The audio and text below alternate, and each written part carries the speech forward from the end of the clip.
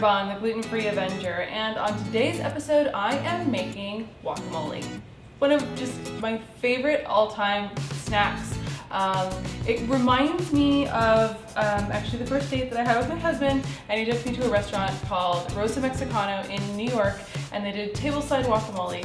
So ever since then I've had a love affair with guacamole. So anyway, I'm going to show you my recipe and we're going to get started right now. Alright, so you can use 2 to 3 avocados. I decided to use 3 because mine were kind of small. So when you have the really big ones, then use 2. So I already have 2 in my bowl, and there's a lot of different ways. You can buy gadgets that will get the avocado out for you and all that kind of stuff. But back in the day in Kerrville, Texas, I worked at a restaurant called the Love and Spoonful, and we would make a pita sandwich with avocado in it. So I'm kind of a master at cutting an avocado because I had to make sandwiches all day for 2 summers in a row. So this is how I do it. All right, so basically I put it down and cut the top, starting in the middle, and you kind of take the knife and go all the way around. All right, then open it up, awesome avocado, and you're just gonna kind of slice it like this, really gently. Don't go too deep because you don't want to cut your finger. That's an important safety tip there. So just go lightly down, just make sure you get all the way down to the bottom. And then you're going to take the heel here of your knife and whack it and turn it, and then you're going to take it out. So it's pretty simple. And then you're going to cut this other side over here and go like this. So if you can imagine a, 16-year-old Claire making sandwiches all the time and cutting avocados, yeah, that's what I was doing. So I love food. So working at a restaurant and sandwich shop kind of definitely fit along with me. All right, so we now have our 3 avocados in here. How did I end up with 2 spoons? I don't know. So I ended up with 2 spoons. And we're just gonna kind of mash these down with your spoon. Make sure your spoon's kind of a pretty hefty spoon. Kind of mash it down like that. And then I have 2 jalapenos here.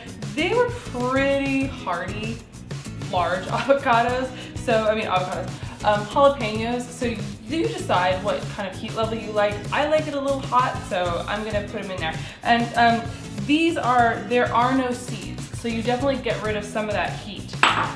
And then you're gonna add 2 tablespoons of your cilantro. I am not a huge fan of a ton of onion, so I'm just gonna kind of add about 2 tablespoons of a white onion. You can add white onion or red onion, whichever one you want. And then if you see these tomatoes here, they're kind of small, so I just did 1 whole one. If you're using a really large tomato, I would go with half, and make sure you take out all the seeds and everything. Because these are so small and not a lot of seeds, I just left it all in there. So add that all in there. And then you're going to have the juice from half of a lime, and I'm just gonna kind of use my hand with this one instead of getting out the fancy contraptions. Okay, so then we're just gonna mix this together. So if you don't know kind of the history of guacamole. So as you can see by the guacamole, the avocados that I put in here, they were pretty amazing looking. But if you can think of avocados that are really just beat up and brown and look horrible, well basically guacamole was designed as a way to make those ugly looking avocados palatable. So it's kind of like when you take a margarita and you put Patron in it. There's really no reason. The whole margarita was made because tequila, sometimes it was a little rough. And same with the avocado. But now we're so used to such beautiful avocado that we put our beautiful avocados in our guacamole. So, there's really no harm in that. It's just kind of funny when you think about where it started. All right, so then I'm just gonna throw a little bit of salt. I don't really like to salt and pepper things too much because you get a lot of flavor from obviously the onion, the cilantro, the jalapeno, and the lime. So there's really no need to just add too much salt and pepper, but a little bit can't hurt. All right, so if you can see, it pretty much looks amazing if you ask me. And then I have my Garden of Eaten blue corn chips. I love them. I always eat these, and yeah, even though my husband would rather have white corn chips, since I'm the one doing the shopping most of the time, we end up with blue corn chips.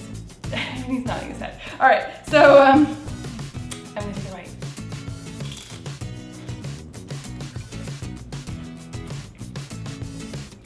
I love it. This is just one of my favorite things to whip together when I have friends coming over, and they usually end up loving me for it. And then, yeah, my husband, yeah, there. So say hi, Gordon. All right, so that was him. He was taking a bite too. Anyway, so that is my guacamole. It is a crowd pleaser. Even the cameraman took a bite. So anyway, I really hope that you make this. You are sure to love it. Let me know if you give it a try, and I will see you next time.